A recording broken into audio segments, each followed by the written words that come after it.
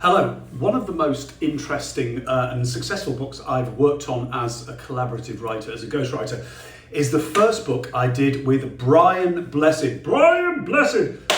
Which is called Absolute Pandemonium, quite rightly. Now, I did a 3-minute video for Instagram on how this book came about, etc., and how it was, what the process was like writing it. But 3 minutes for Brian Blessed, not enough. So I thought I would do the full thing, the full unabridged with swearing, etc., on here for my YouTube channel. I'm going to do it in 2 parts because it's going to be quite long. So anyway, how did this book come about? Well, I'd only done one ghosting job before this. It was actually the first one I did, which was Torval Dean's autobiography, Our Life on Ice, which I will talk about another time, which was a lot of fun, horribly intense. That was painful. I had 3 weeks to write 100,000 words, and I'd never ghosted before. Anyway, that's for another time. So I was thinking of somebody I could write with. I'm trying to identify somebody who would be commercially viable. And I'm a massive Flash Gordon fan, huge Queen fan, love Flash Gordon, love Brian Blessed. So I must have watched that film dozens of times. So I thought of Brian. I did a bit of research, and Brian had written a couple of books about going up Everest, and he'd written a volume of autobiography called The Dynamite Kid back in the early 80s, which only went up to his 18th birthday. But that was written very differently, in a very different fashion to how Brian is publicly. It was actually quite romantic in style.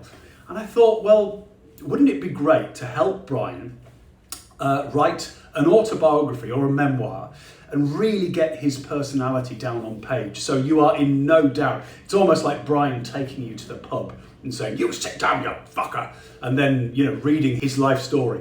And I got in touch. It was a punt, basically. Got in touch, and we met. He said, "Do you fancy meeting up?" We went for lunch, and etc. And initially he said no. He said, "I'm not. No, I don't want to do it," and blah blah blah. And I was like, "Okay, I can take rejection." And then I think about 6 months later, I just on the off chance said, "Any change of heart?" And he wrote back and said, "Actually, yes. Let's give this a go." And so I went. Met him, I wrote a proposal, and there's a video on this channel at the moment which is all about what you do to write a proposal. So a few sample chapters and a document about why it's going to be fantastic. And Ingrid Connell at Pan Macmillan picked it up, so a big publisher, and they invested a lot of money in it. So anyway, I was like, Christ, my second ghosting book I'm going to be writing with Brian Blessed.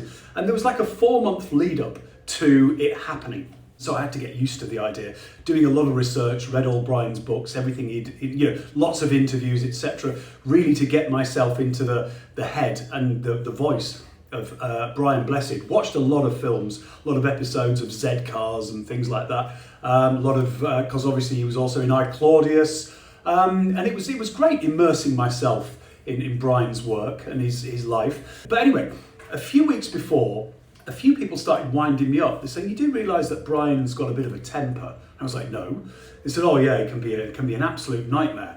I was like, "Really?" I didn't realise they were winding me up. I mean, Brian has got a temper, apparently, haven't we all? I've never seen it at all. He was only ever lovely to me. But anyway, I flew from Leeds. The first time I met him, I had to fly from Leeds, Bradford, down to Heathrow, and he lives in Bagshot, which is only a few miles away from Heathrow. And Brian's driver, Stephen, picked me up, very, very nice. But because of all the crap I've been getting from my agent, from all these friends of mine who knew Brian or said they did, I was absolutely crapping myself. I really, really was. I was terrified. I was about to work with Brian Blessed, not just for a few days, for a few months. And I was going down to Bagshot, and I was going to be staying in an Airbnb a few miles away, and his driver would pick me up every day, and then we'd do all the interviews, etc. But anyway, I turned up to his house absolutely fucking terrified. I was shaking like a shitting dog, as they say, pardon the expression. And I got out of the car, and his driver said, there's the door. And I was like, "Are you going to?" No, I've got stuff to do. And he went. So on his front door, there was this big, huge pane of glass that sort of took up the top half. And I knocked, and initially there was no reply. And I was, "Oh, thank God for that. I can fuck off." But no, I thought, no, come on. And I knocked again, and about 20 metres, or it seemed like, in the distance, this huge bear of a man hoved into view. He was wearing kind of almost like a caftan, It was this huge, great big shirt that went down to his knees and this huge beard. And he looked at me, I could just see his face. It was quite far in the distance. And he just said, "Is that James?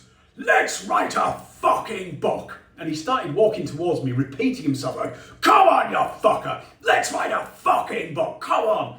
And by the time he got to the door, I was in bits, I was a gibbering wreck.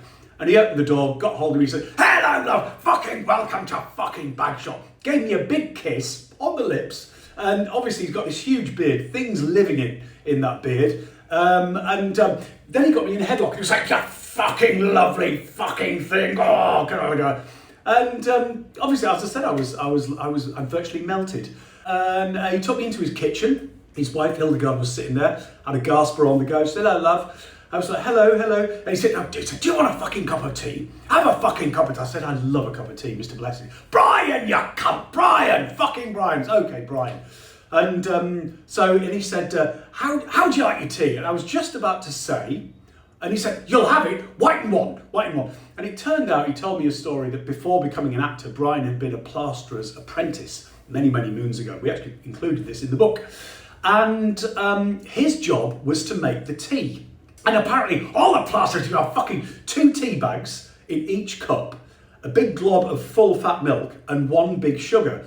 And that was the only way Brian would make tea. He would not make tea any other way. He fucking refused. So I had to have my tea. And luckily, I used to take it white and one, but with a tiny bit of milk and with a small lump of sugar. Okay, now 2 tea bags as well. And he was fucking mush. "This is how you fucking make tea." And he mushed it up. And this sort of gravy with tea leaves sort of arrived, and I drank it. And then he said, "Right then, we're going into my fucking shed." So he has this log cabin at the bottom of his garden, which is where we did all of our interviews.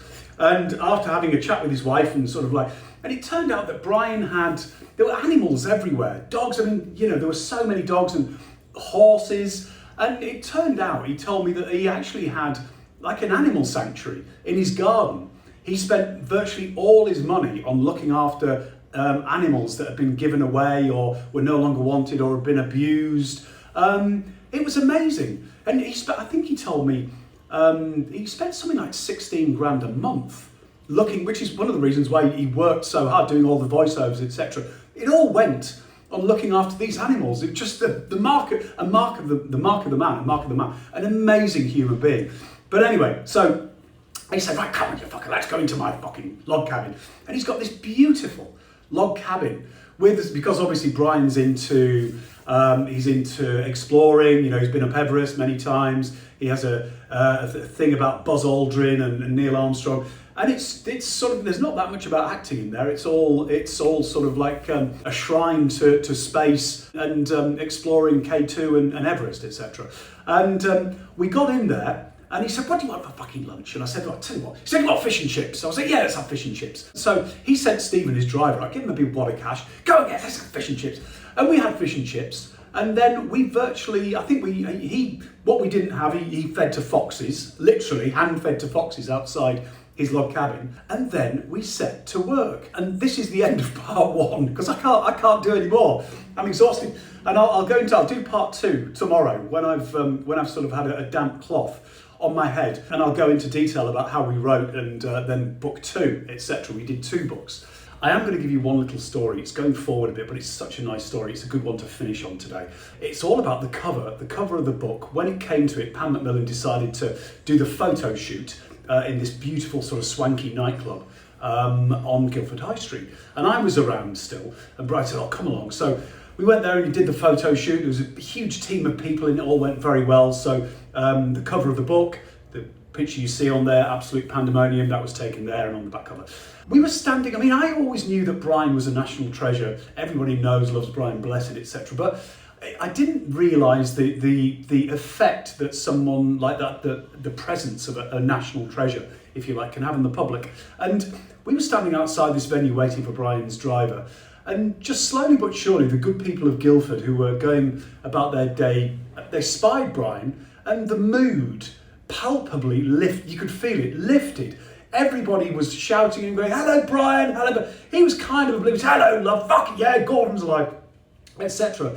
And I was just standing there completely agog.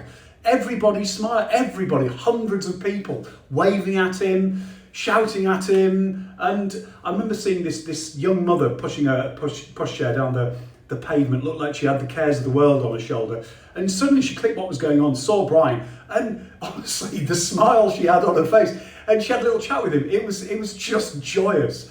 But that's Brian Blessed all over. It really, really is. That's what he does. He entertains people and he makes people laugh. But I need to remind myself to tell you about Doctor Who. Actually, I'm going to tell you now. So, again, this is going on a bit, but while we were doing this book, he was offered a part in Doctor Who with David Tennant. And I'll go into more detail next time.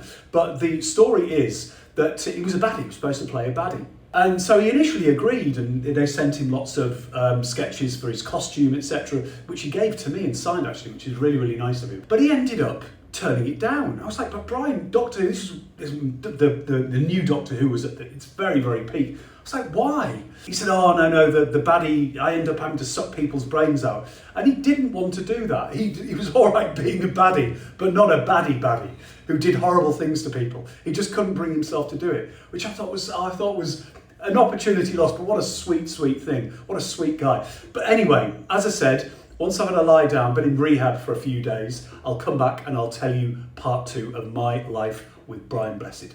Bye for now.